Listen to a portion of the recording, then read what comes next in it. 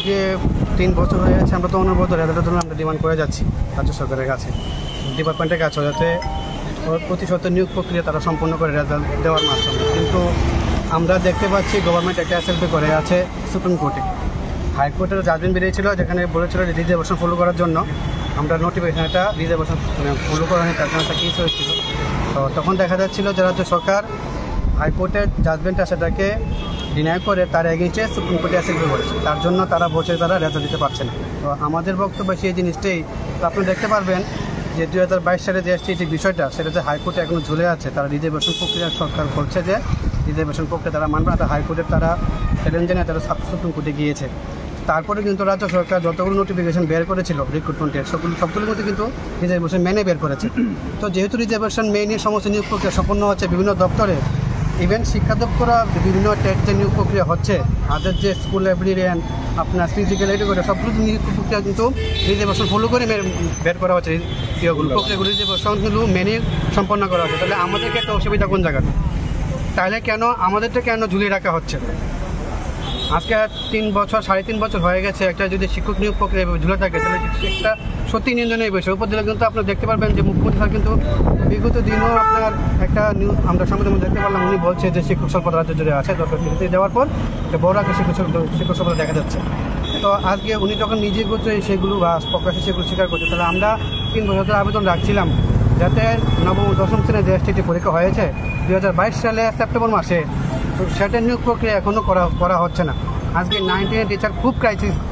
প্রত্যেকটা মহকুমা আপনি দেখবেন এমন কোনো দিন বাদ নেই যেখানে শিক্ষার্থীরা রাস্তায় বের হয়ে আন্দোলন করছে না, শিক্ষক কেন নিয়োগ হচ্ছে না, তাদের শিক্ষক কেন দেওয়া হচ্ছে না। আজকে আমরা এখানে দাঁড়িয়ে আছি 3.5 বছর, আমরা রিকোয়েস্ট করে যাচ্ছি যে কেন আমাদেরকে নিয়োগ করছে না। আচ্ছা, তা আপনাদের বলে রাখি যে আমরা ইতিমধ্যে জানতে পারলাম আপনার সাংবাদিকের মাধ্যমে, ডিপার্টমেন্টের মাধ্যমে, যেটা 700% নোটিফিকেশন আউট করবে গভর্নমেন্ট এসটি নিয়োগ প্রক্রিয়ার জন্য।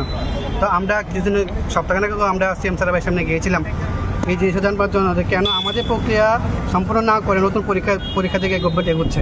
তো সেটা তো ঠিক না, আগেরটার যে নিয়োগ প্রক্রিয়া সেটা সম্পন্ন করা হোক।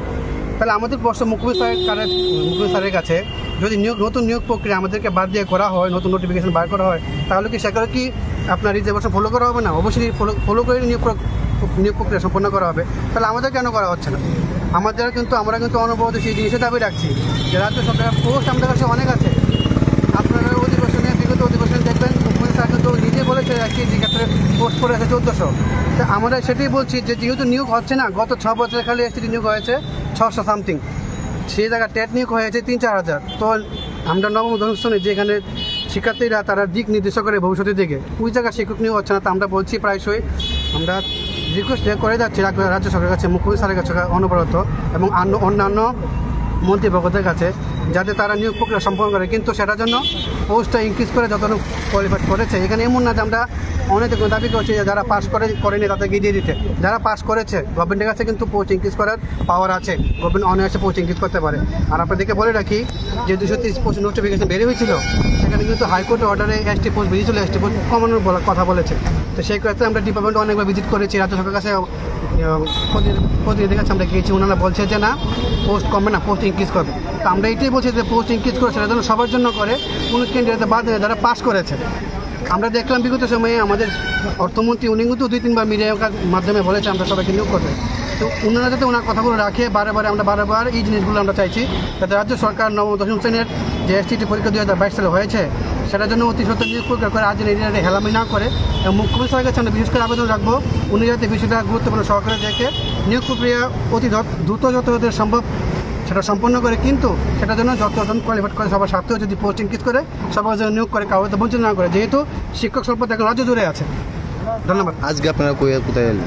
আজকে আমরা মূলত এসেছিলাম, আমরা আগরতলায় আশেপাশে কিছু ক্যান্ডিডেট এসেছে আজকে আপনার ডাইরেক্টরের নিকট, আমরা এনসি শর্মা অধিগত ওনার কাছে আমরা ডেপুটেশন জমা দিতে, যেন অতিগত নিয়োগ করে সম্পন্ন করে, এবং যদি পোস্ট ইনক্রিজ করে, আপনাদেরকে একটা জিনিস বলে রাখি ক্লিয়ারলি, 230 যে নোটিফিকেশন বেরিয়েছিল সেখানে যদি পোস্ট ইনক্রিজ করে, তারা সেটার জন্য যারা কোয়ালিফাইড করেছে সবার জন্য নির্ধারিত করে সবাইকে জন্য দেওয়া হয়, কারোর জন্য বঞ্চিত না করা হয়।